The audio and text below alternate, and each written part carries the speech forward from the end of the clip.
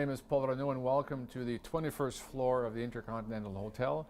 And this evening, fellow networkers, I'm very happy and honored to have a dear friends, Bob and Phyllis Henson. Bob and Phyllis and I met back in 1998 here in Bucharest, Romania. And one of the most important things that they've done, and they're sharing that with us today, is the fact that they've visited 324 countries. Yes, you heard me right, 324 countries. Mr. Bob Henson, we're sitting in this beautiful 21st floor of the Intercontinental Hotel in Bucharest, Romania, and I'm happy to have you both here, you and Phyllis. We're just excited to have you here. Well, thank you very much, Paul. We've been looking forward to visiting back with you. It's been a long time, but you know, when good friends are good friends and people are have great respect for each other, then one way or another you find a way to get back, and we're happy to be in Bucharest. I will tell you, I am absolutely amazed at how it has grown since me and you were in that small little building down off the promenade. I tell you, I can't get over that. I mean, even out toward the airport and on the way in this morning from Juju, all of that has just been very impressive, and I'm delighted to see it because the good people we met and the hard work that goes on in this community should be rewarded. Well, we met in 1998, if you recall, with the IESC, which is the International Executive Service Corps, and we needed some help, and you came in and helped me in my sales function at Connex back then, was to create a new regionalized distribution plan for our sales team. And again, I want to thank you for that. We had a lot of fun. You didn't use a computer back then. You didn't like computers, but you do now. Yep, I get by, and I have an able assistant over here who takes up a lot of slack. Yeah. And with your, I remember the handwritten notes. From that, we had created a brand new structure, so it was a lot of fun back then. And you're right, we've been friends. I've had the honor of having you as a friend since. Now, I want to talk a little bit of what you've both accomplished. I mean, you've visited 324, not just countries, but 324 territories, enclaves, and territories, really, which is really a fascinating thing. I mean, very few people visit more than one country. You've visited every possible country in the world, and you decided to do this as part of your work with this international agency. And I think from what you told me, back in 2011, you had visited 200 countries, and then you said, let's go for it. Let's go for 324, which is really an amazing feat. Yeah. Every country on earth, which is the ones you enumerated there, need telecommunications now more than ever. Telecommunications is critical, and I felt that Phyllis and I stood a really good chance.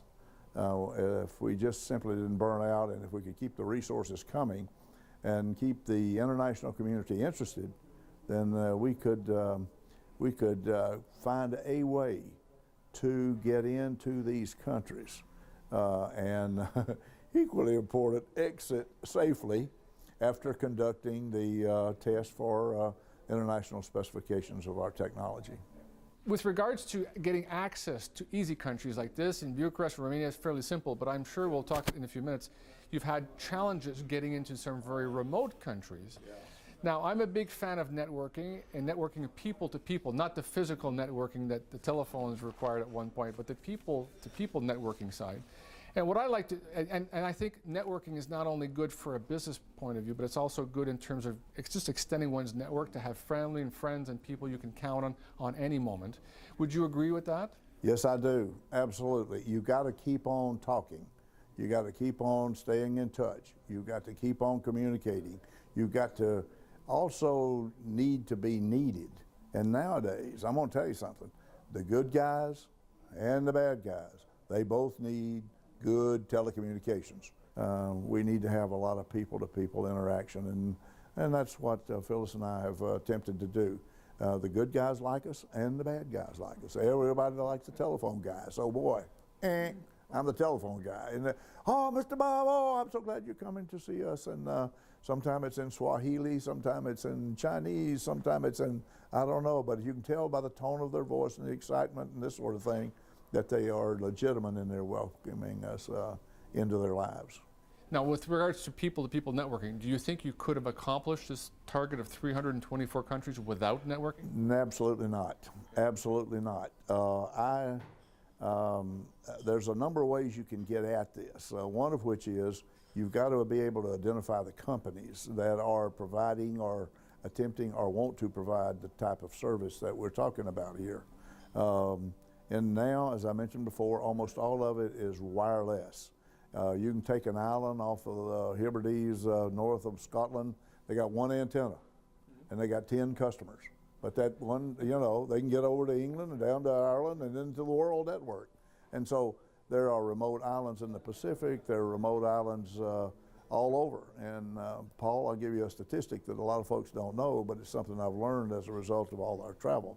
The Antarctica is, you know, most people think, well, that's just a, you know, it's a big pile of snow and a bunch of rocks down there and a few birds and a bunch of penguins and that sort of stuff, but not so.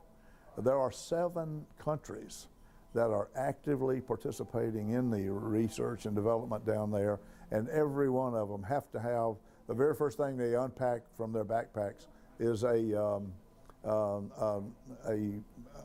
satellite transceiver, and it works very, very well. And so all over the world, people want to communicate, they want to stay in touch, and nowadays, with the migration that's going on between the peoples around the world, we've got to network, and we've got to stay in touch, and we've got to be friendly, and we've got to be welcoming, but at the same time, we've got to release the potential and get across to the other new people we're meeting. They need to network too. They need to be nice guys. They need to be willing to work. They need to be willing to step up and take care of their family. And you're a seasoned networker, but what kind of lesson have you learned from networking? I've found that I would never be able to do the things that Phyllis and I have been able to accomplish were it not for our ability to be nice to people. Now, I'm nice, but I have to be nice in a business sort of way, because I got to get up a pole, or I got to get on a tower, or I got to get into a generator shop or something like this. But she's standing around there looking at the babies and looking at the kids and visiting in the homes and showing people how to do new apps on their computers and stuff like this. And you've got to be nice to people. You've got to be, show them that you are there with their best interest in mind, and then they in turn become responsive. It takes time. We've been in Central Africa where conditions were not conducive at all to Americans being in there, and fair skins and white hair. And but if you are nice, and if you'll sit there and kind of outwait them, eventually they'll come around and they'll mumbo jumbo back among themselves. But they'll eventually accept you if you are nice, and you can clearly demonstrate, I'm here to help you. You know, what can I do for you? Do you find that you found some cultures that were networking was very foreign to them, or is it just a matter of difference in how you network, but ultimately all people want to network eventually? I think everybody wants to get along, and I think everybody, though, has some self-interest. Some people have stronger religious feelings than others do. Others are extreme in that respect. However, there are other groups that are very gracious for your coming and helping them. They clearly know that you're there to do good, and where we can, well, you know, we go to church. Where we can, we set in their discussions, and we visit them in their homes. And over the years, we have created a lot of friends that are, we talk to our friends back home about this, and they said, holy mackerel, wasn't that a waste of time? But no, it's not a waste of time. It's rewarding, and it's good for us, because I've always felt like if we ever need to go back and negotiate and work with these people, we at least can get in the door. And it's up to us then to sell them on our ideas and to convert them to our technology that'll work around the world. What kind of advice would you give to people who fear networking, or they're not comfortable with networking with people? Get over it, I guess. That's the Bob Henson standard response to something like that. But you got to get along with your fellow man. You've got to be able to respect his requirements and his desires and what he wants to do.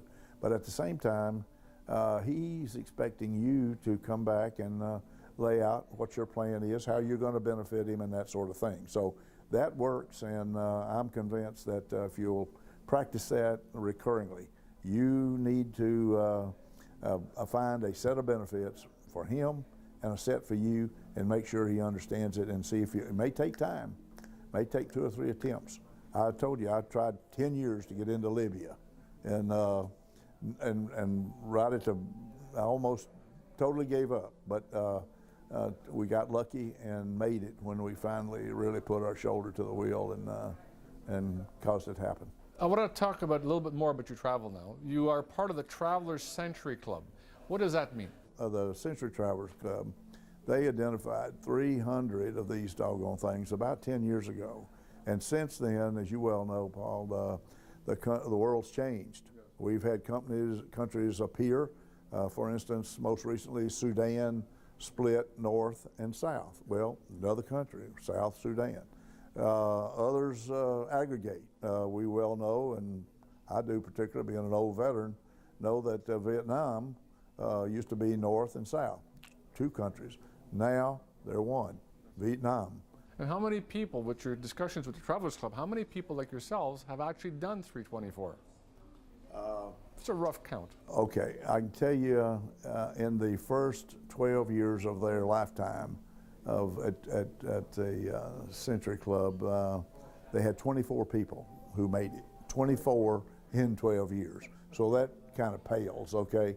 I was told the day that we got our certificate for hitting all 324 that I said, Bob and Phyllis said, if you take a decimal point, put 9 zeros, which are billions, okay, and put the 2 out here, you guys are there. And that's, they weren't aware of anybody else that's ever gotten 324.